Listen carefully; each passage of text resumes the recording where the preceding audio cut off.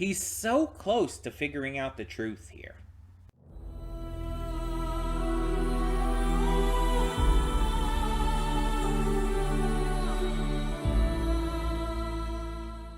Hey everyone, welcome to Princess Gay. I'm your host Connie, and today we are here with episode 6 of Fallout. So last time Norm started to really figure things out. He's kind of getting the vibe that Vault 31, not great. They seem to be kind of running everything with all three of these interconnected vaults, 31, 32, and 33. And it seems like every single overseer 33 has been a migrant from Vault 31, including the newly elected overseer, who I think it's either said was an overseer before, or it just already said in the system that she was going to be an overseer, Betty.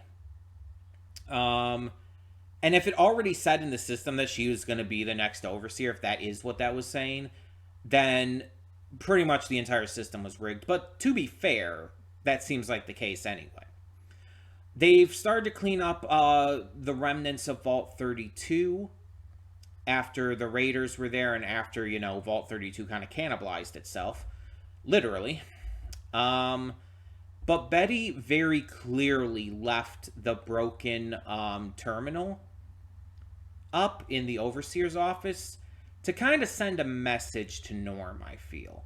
I think she knows that he's starting to figure things out and wants to, kind of throw him off by threatening him softly. Which is, yeah, that feels about right.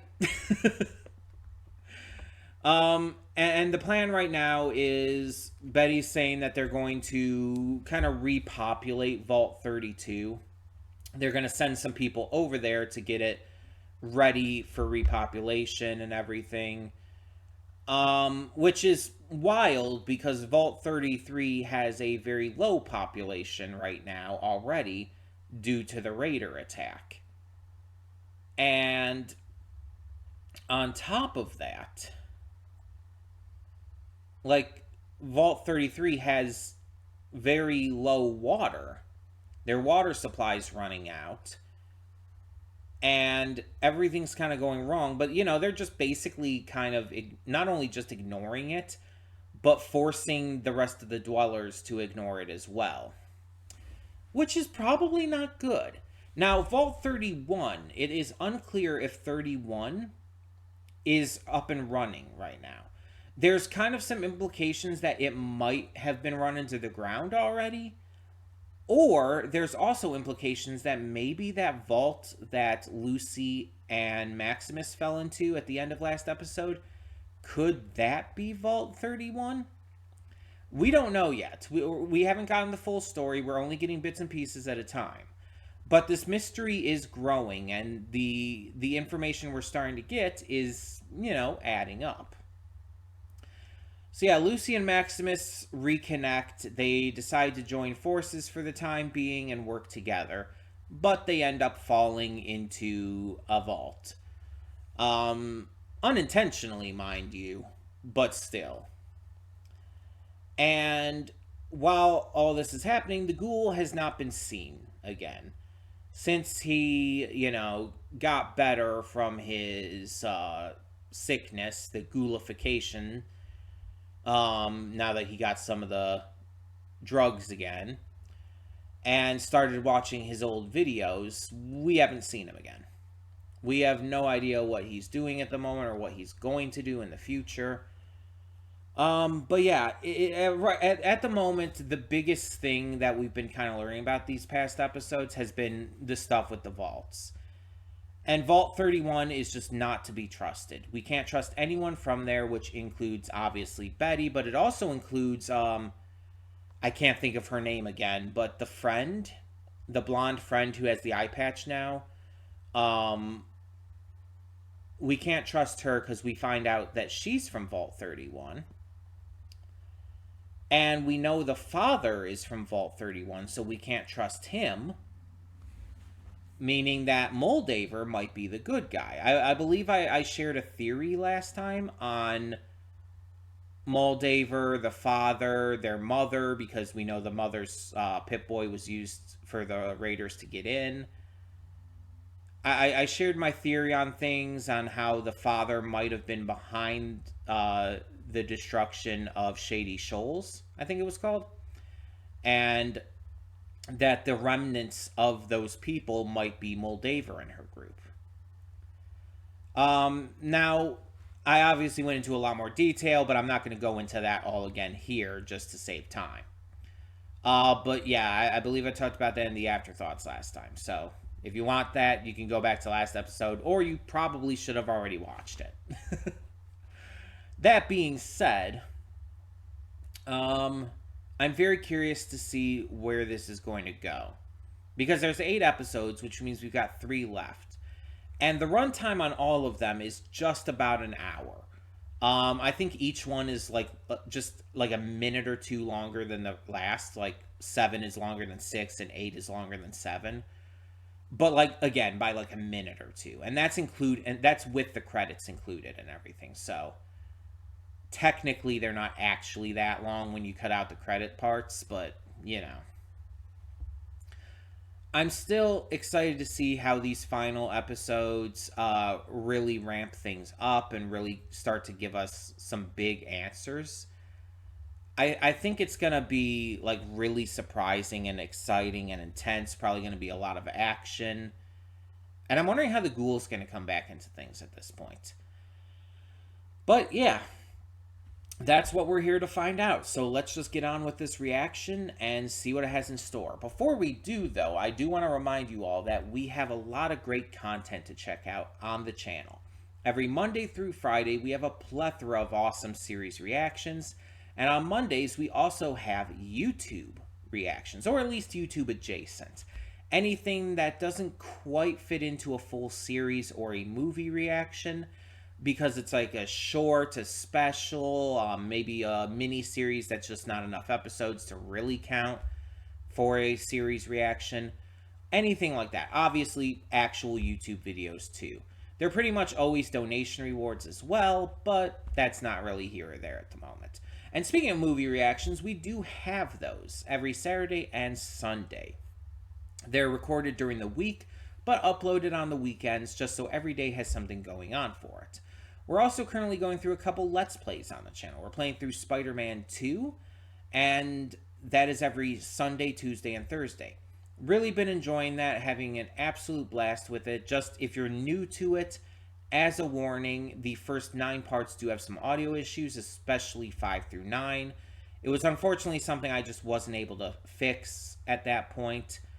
I did the best I could in trying to make it at least bearable, but, you know. Again, not really much I could do at that point. It's my first time doing a Let's Play via a capture card, via my new PS5. It's still new at this point. And so, just give me a little leeway. I think I've got it figured out. So by episode, or by part 10 and forward, we should be all good. Everything should be good at that point. Shouldn't be a worry. We're also currently playing through Anno Mutationum on Saturdays. Anno Mutationum is a donation reward Let's Play, and is a reward for Matthew Vasquez. It's going to be longer since we're only doing it once a week. Parts are like between 1 and 2 hours, pretty much usually. Sometimes just under an hour, you know, instead of just the half hour or so parts of Spider-Man 2. If you want to know how to donate for a Let's Play, just check out videos on the channel titled PS5 Game Reward Month. There should be about 2 of those videos on the channel, and they'll tell you exactly what you need to know in order to donate for a Let's Play. That all being said, let us get this going and see what this episode has in store for us. So, when the screen fades to black, pause this redirect and go to the description below. Follow the link to the reaction because, yes, we do redirect all reactions on this channel. You know how YouTube's copyright system is. It's, let's be honest, shit.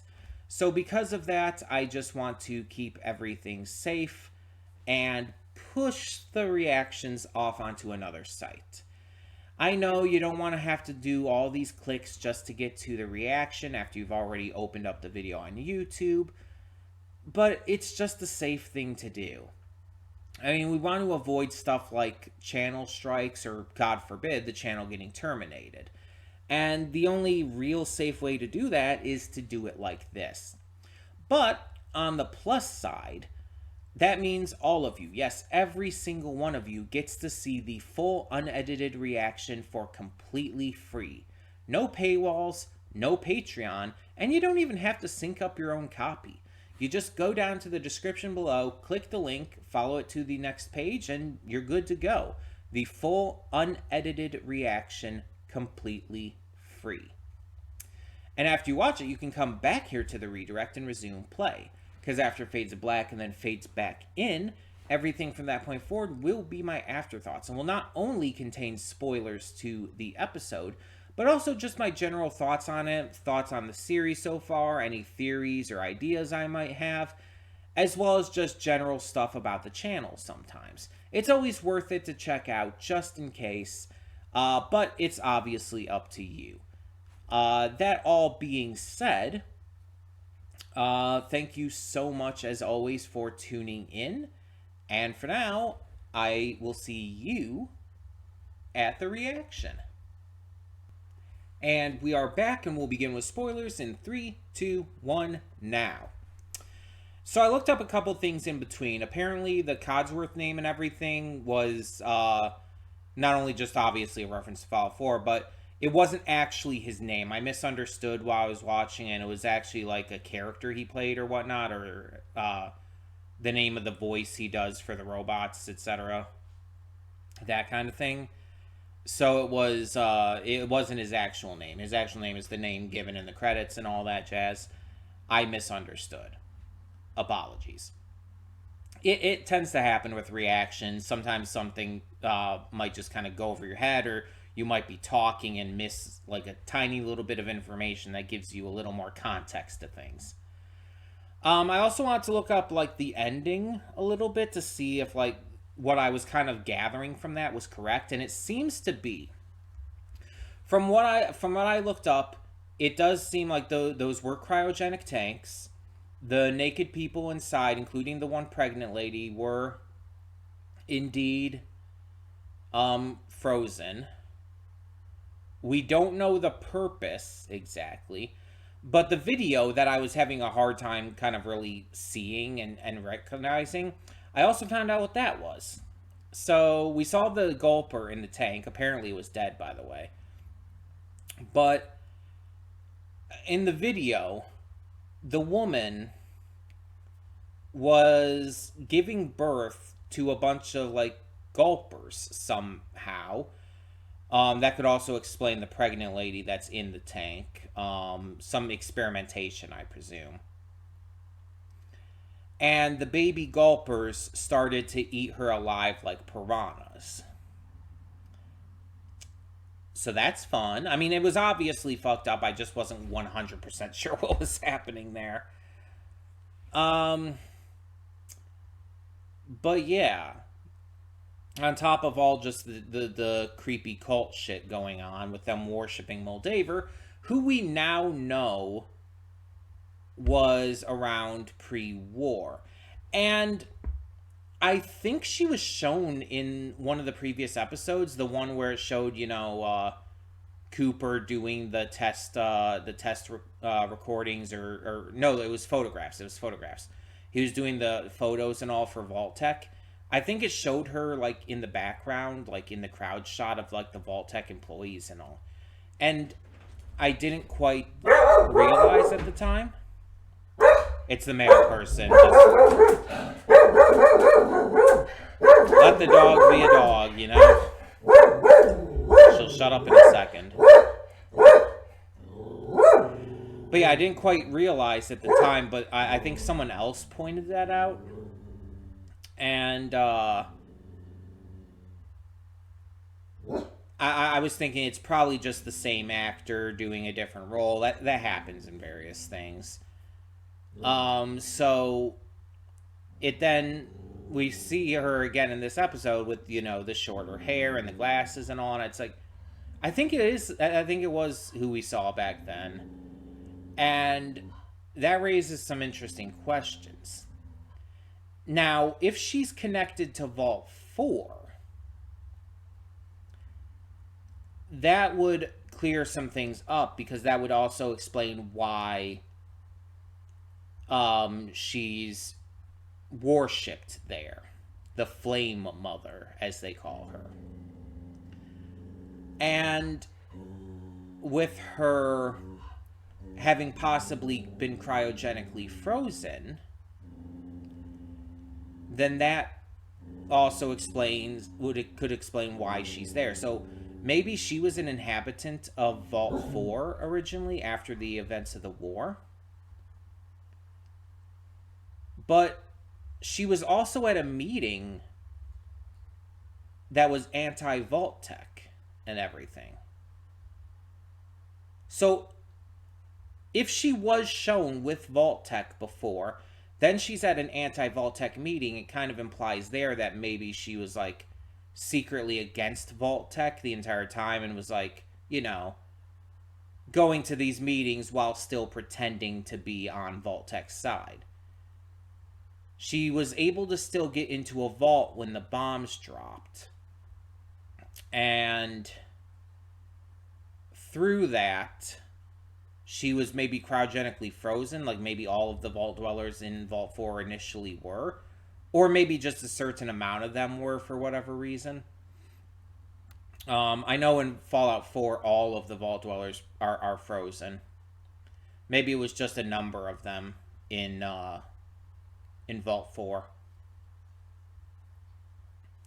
Interesting how there's like some references to Fallout 4 in this one, and the vault is 4. It's just, I feel like that's probably intentional. But yeah, maybe she was unfrozen at some point in more recent history. Now there was another thing of note. Lucy was looking at the chalkboard in the classroom, noting the dates and everything.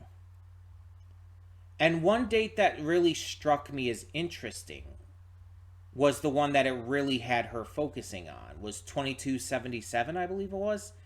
And when I was looking things up in between, that was the date, or the year at least, that her mother is said to have also died. That's the year that Shady Sands was blown up. That's the year that her mother also died. Maybe my little theory about her and her mother being from the surface and being dwellers of Shady Sands, maybe that's correct after all. Maybe they were taken down to the vault. Or at least she was. And she was a kid, so at the time she wouldn't think much of it, but maybe she was taken down to the vault by her father, who's probably not even related to her at this point. And all of that went down. Now, on a more interesting note, we have the ghoul, or not really more interesting, but more or less creepy culty shit. We have the ghoul, who throughout this episode we see a lot of flashback stuff of his time as Cooper Howard and his original life and everything, intercut with stuff from the current day where he's taken by these people supposedly working for the government, which I believe is the Enclave normally. Like, the Enclave is supposed to be like the actual US government, just in kind of their current form. Like, the Enclave was started by the US government back in the day and was, just surviving all this time. And so they kind of think they're in charge still, even though they're really not. But this seems like a different thing. This seems like a completely different situation. There's this guy who's supposedly the president of the government, which, by the way, just calling it that is funny. The president of the government is hilarious to me. But he's an old friend of the ghouls. They know each other, and he's basically like, yeah, you took out this place that was under my protection, which the ghoul, by the way, did not do. He's taking credit for some reason. Does he actually feel maybe indebted to Lucy because she helped him? I wonder if he's protecting her because of that. Makes you think. Wonder if we're going to get some answers to that. But he takes credit for it nonetheless. And he's about to be taken to be fed to the pigs or something, the hogs, whatever he said. And he ends up, taking charge, killing the two goons. And he doesn't kill the president, but he does ask him about the poster he has, this wanted poster for Moldaver. Which this is the first time the ghoul is seeing an image of Moldaver, which means that they've never actually met during his time as the ghoul. And he's like, why do you have this picture? How do you know this woman? And he's like, that's Moldaver, the Flame Mother. And he's like, that's not what I know her by. And that leads into how he met her and everything back in the day. So that's really interesting that she's, again, probably having been cryogenically frozen, that she's still around and definitely connected to the New California Republic, which we can see Vault 4 is, very much a part of. I think it is all very connected to Moldaver. I think my theories are looking a little more valid now. So we see through these flashbacks just various points of Cooper Howard talking to his wife and interacting with her, seeing how, like, her job as part of Vault Tech and everything is, like, how she's doing it to try and help them get into a good vault. And how Cooper's starting to have his doubts about things. You see all of this start to crack, all of the goodness and patience and everything. And we see him interact with some others, including a guy from West Tech, I think it was called. The guys who made the power armor. And we see how he gets very irritated by this because, the flaws in the power armor caused a lot of good people to die. War never changes, But he ends up, like, being surprised that they're hosting a rap party at his house. It's like, I feel like he should have known about that. It's like, why didn't Barb tell him prior to this? That feels like, oh, we're holding a rap party at our house, like, right now, basically. It's like, what? Tell me these things. That's something wild to just drop on someone. Also, he has a doggy named Roosevelt. Okay. We also see that Cooper seemed to be, like, pretty much standard American dream, anti-communist and everything. But he still agreed to meet with Charlie, who he claims has kind of gone red. And, is willing to hear him out, at least. So he's not, like, as bad as he could be in regards to things, but, and during the entire Vault 4 stuff, which takes up, I think, most of the episode, we see how Lucy and Maximus's views get flipped. At the start, Lucy is kind of in heaven. She loves being back in a vault because it's what she's used to. It's what she loves. It's what she finds comforting. Maximus, who's a surface dweller, is confused by it all. He doesn't know what's going on. He's not really used to it, and he doesn't trust it. By the way, the soliciting for sex scenes were great. She just asks him so, like, out of the blue. It's like, you want to fuck, basically? It's like, what? Ma'am. I mean, I get it. You've been through a shit ton, and your, husband ended up being a psychotic raider. But, ma'am, that is out of nowhere. Also, his entire thing, like, not understanding erections and everything, orgasms, it's like, my dude, what have they been teaching you in the Brotherhood? But yeah, as they start to explore the vault, we see how their perceptions turn. Maximus ends up being given all this great stuff. He's given the ability to have a hot shower for the first time in his life. He's allowed to try out new food and stuff. Which apparently the first thing he tries to eat, which he asks the guy about, was soap. My dude. I mean, he wouldn't know what soap is, I guess, so fair enough, but he gets all this stuff and he finds comfort. He finds a home, something he's never really felt. He becomes lost in this because this is a guy who, was probably, I still say probably part of Shady Sands. Um or actually I think that was confirmed with him, wasn't it? I think it was confirmed with him.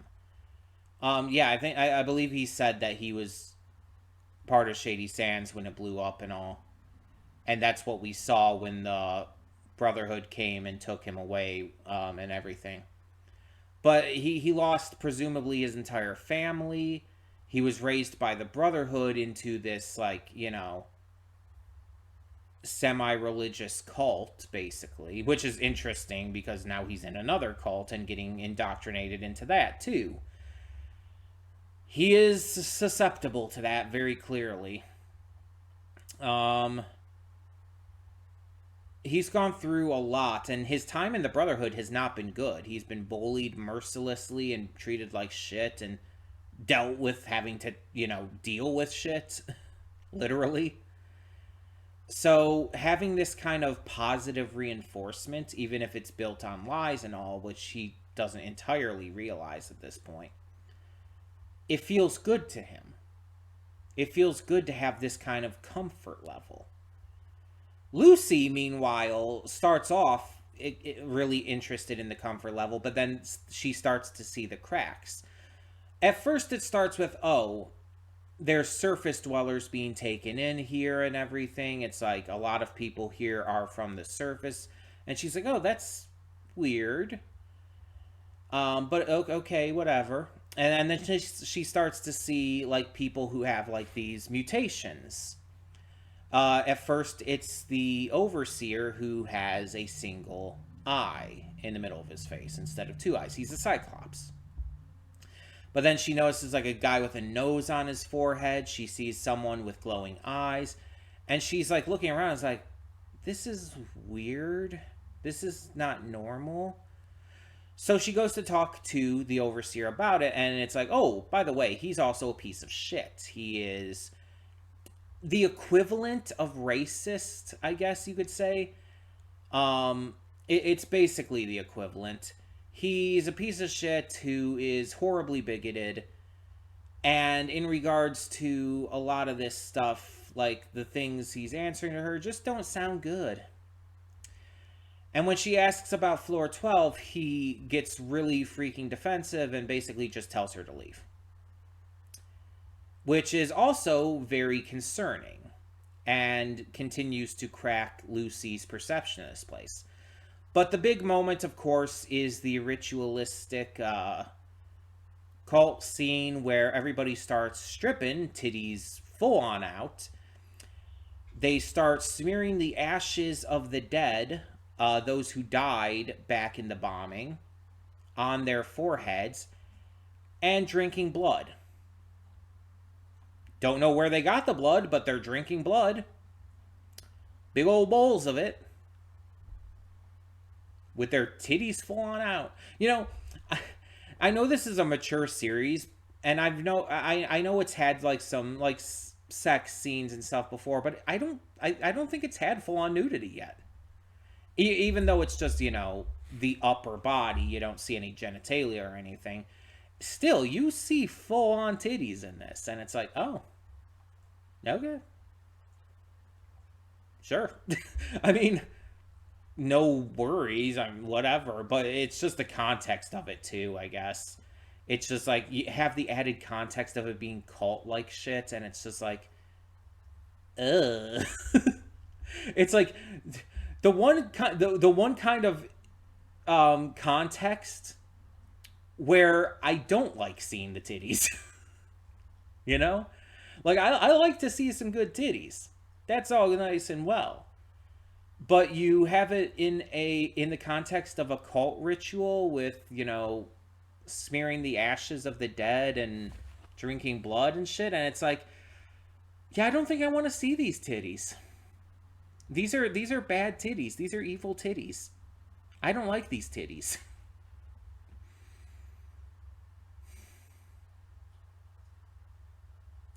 Weird shit. And yeah, worshipping Moldaver as well. I mean, obviously Lucy's shaken by that because Moldaver, because she kidnapped her father, which I still think there's a lot more to. Well, I mean, clearly there's a lot more to either way, but you know what I mean. Um, but also just worshiping a person in general like that, especially it's not like they're worshiping a god. They're worshiping a person, a living flesh and blood person who they've all seen. Lucy has seen in person. It's like people worshiping a politician. Oh wait, that happens. Yeah, it's not that far off. You see this kind of shit, especially with American politics, especially with the American right. It's very prevalent, and it's prevalent with the left too. I'll be completely fair here. It's not just the Trumpers; they are the majority of it, but it's the left gets pretty bad with it too, just not as bad. Um, but the point is, it's like, yeah, it's like that's kind of the moment you need to go. And she tries to get Maximus out of there, but he's not hearing it. He's too indoctrinated. So that's when she goes on her journey to the 12th floor, and we see all the crazy shit that's going on up there. And now she's been captured. I assume Maximus is going to have to see what's going on and going to have to help get her out.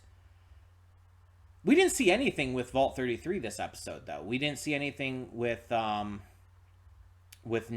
or Chet or any of them. I mean, like I said in the reaction, we had a lot of that in the past couple episodes. Like last episode, that was really the focus. So having that be kind of cut out from this one, it's like we've had that before though. We've had an episode without Maximus, we had an episode without the Ghoul, now we have one without Norm. And the first couple episodes actually, after like leaving the vault, we didn't really check in with Norm for a bit and the vault stuff in the first place. So not really that big of a surprise. But yeah, we didn't get any of that this time. This time we focused on other stuff. But there's only 2 episodes left of the season, which means all answers are definitely not going to be given this season. We might get at least some of it, but there's definitely a lot more to come. There's going to be a lot of things that are answered, a lot of things that are left open, and a lot of new questions. But we have season 2 confirmed, so we're going to be getting more answers. It's just a matter of what are we going to get answered this season, what are we going to get answered next season. So yeah, a lot of great stuff in this episode, just another really solid one. And it's just getting more and more interesting, honestly. More and more mysterious, and definitely can't wait to see where a lot of this continues to go. There's a lot that I really hope we get to see in these last couple episodes, but yeah. Also, just as a note, you may notice that both the final 2 episodes of Knuckles are put out today. We're not going to be doing the last 2 episodes of Fallout together. I have no way to do that. I am not going to have the time to do 2-hour-long episodes of Fallout together. With starting Knuckles' replacement next week, with doing movie reactions usually on Friday as well, pre-recording them for the weekend, of course.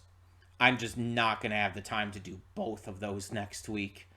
So, yeah, we're just going to keep with one episode for the rest of this. I mean, there's only 2 episodes left, so it's not that big a deal. But yeah, I'm very excited, and I'd love to hear what you think. So tell me in the comments below, what did you think of this episode of Fallout? And before we head out, just as a reminder, we have a lot of great content on the channel. Monday through Friday, we have a plethora of awesome series reactions, and on Mondays specifically, we also do YouTube or YouTube adjacent reactions at the very least. Every Saturday and Sunday, we upload movie reactions. Though they are pre-recorded earlier in the week, they're uploaded on the weekends, so that every day has something going on for it. And we are currently going through a couple Let's Plays on the channel. Every Sunday, Tuesday, and Thursday, we are playing through Spider-Man 2. And on Saturdays, we are playing through Anno Mutationum. Anno Mutationum is a donation reward Let's Play for Matthew Vasquez. If you want to know how to engage in those and donate for your own Let's Play on the PS5, just check out one of the videos entitled PS5 Game Reward Months. Or if you really want to, you could also comment down below or private message me on Discord. Any of that works, whatever you're most comfortable with. But all of that being said, thank you so much for tuning in. Like I said, let me know your thoughts down below. And for now, I'm Connie and I'm signing off. See y'all next time.